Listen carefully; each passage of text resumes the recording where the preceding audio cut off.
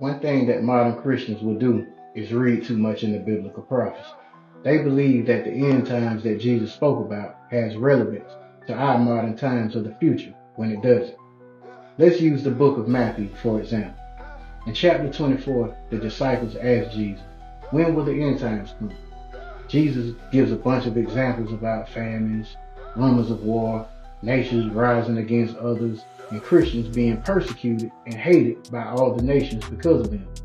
But one verse they forget to mention is verse 34 that says, truly I tell you, this generation will not pass until all of these things have happened. And he goes on to say that these things are a sign of that end. But the day and hour I cannot say, because only the Father knows. But this is where the Christians felt that there was room for interpretation to make this prophecy eternal, when it's not eternal. And it's clear that if Jesus used statements like, keep watch, and this generation shall not end before this, it means that it was a prophecy intended for the people that he was talking to. Jesus did not address this to the scribes and say, write down these warnings for all future generations. He meant for it to be a sign for the people asking him directly at that time. And this is why when apostles like Paul, who were alive during the time of Barnabas, Peter, and James, went around trying to preach salvation to all the lost descendants of the Jews. Adhering to Christian oral tradition, they believed that the end times were near while they were still on earth.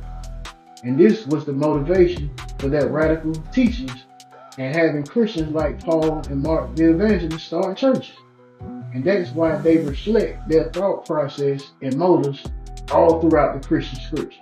But if modern Christians were actually taught how to interpret the context of Jesus' statements, they would uncover that the end times isn't even the end of the world.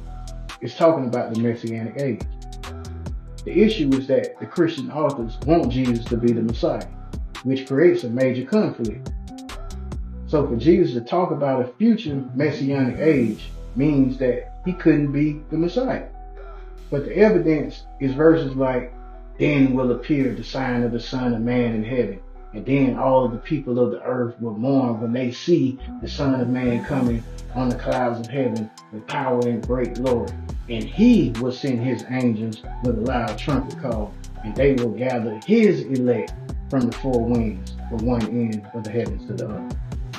Jesus is clearly speaking in the third person and referring to this verse that he's re-quoting from the book of Daniel, showing that the vision of Daniel was interpreted as the dominion of Israel ruling over the other nations.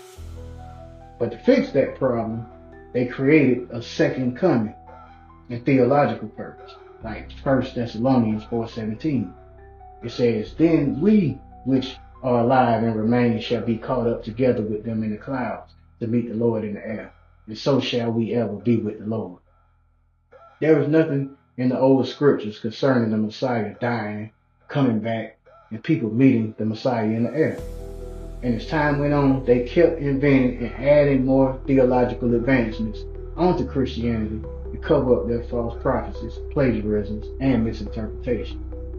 You can't have Jesus quoting the prophets who were making prophecies about someone else who was not Jesus and talking about the end times that Jesus is not a part of. Cello the Great.